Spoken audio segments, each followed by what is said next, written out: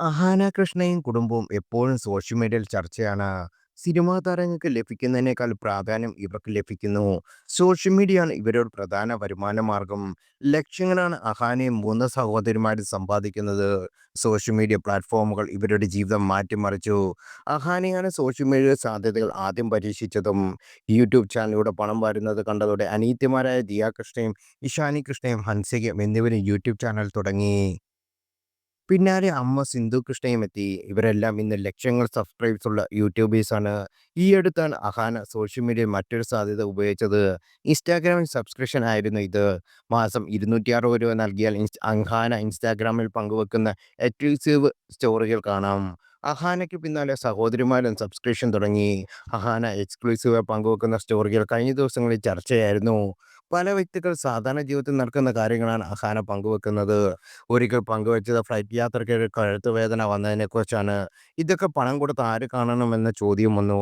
എന്നാൽ 325 സബ്സ്ക്രൈബേഴ്സ് അഹാനയ്ക്ക് നിലവിലുണ്ട്. പക്ഷേ അഹാനയുടെ സബ്സ്ക്രൈബേഴ്സ് ഇടയ്ക്ക് കുറയുന്നുവെന്ന് റെഡിറ്റിൽ വാദമുണ്ട്. നേരത്തെ 400 സബ്സ്ക്രൈബേഴ്സ് അഹാനയ്ക്കുണ്ടായിരുന്നു. വലിയ ഇടമാണ് വന്നിരിക്കുന്നത്. 248 സബ്സ്ക്രൈബേഴ്സാണ് ഹൻസിക കൃഷ്ണയ്ക്കുള്ളത്. മാസം നൽകേണ്ടത് 299 ഇതേ തുകയുള്ള ഇഷാനിയുടെ സബ്സ്ക്രൈബേഴ്സിന് നൽകണം. പക്ഷേ 87 സബ്സ്ക്രൈബേഴ്സ് ഇഷാനിക്കുള്ളൂ. ഏറ്റവും കൂടുതൽ സബ്സ്ക്രൈബേഴ്സ് ഉള്ളത് ദിയ കൃഷ്ണയ്ക്കാണ്. വെറും 9 മാത്രം. അതേസമയം സബ്സ്ക്രിപ്ഷൻ തുടങ്ങി എന്നല്ലാതെ ദിയ ഒന്നും പങ്കുവെക്കാറില്ല. അഹാന സബ്സ്ക്രിപ്ഷൻ തുടങ്ങിയത് കൊണ്ടാണ് താനും തുടങ്ങിയെന്ന് ഹൻസിക കൃഷ്ണ കഴിഞ്ഞ ദിവസം പറഞ്ഞിരുന്നു.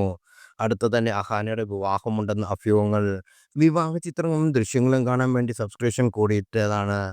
എന്നാൽ കുറവ് വന്നത് അഹാനയുടെ പ്ലാനുകൾ പ്രീമിയർ മറിച്ചതിൻ്റെ വാദമുണ്ട്. അഹാനയുടെ പാത പിന്തുടർന്ന് ഹൻസിക്ക് ഗുണം ചെയ്യുന്നുണ്ട്. പക്ഷേ ഇഷാനിക്കും ദിയയ്ക്കും വലിയ ഗുണമില്ല. ദിയയ്ക്ക് പക്ഷേ യൂട്യൂബ് ചാനലിൽ മില്യൺ കണക്കിന് വ്യൂവേഴ്സ് ലഭിക്കാറുണ്ട്.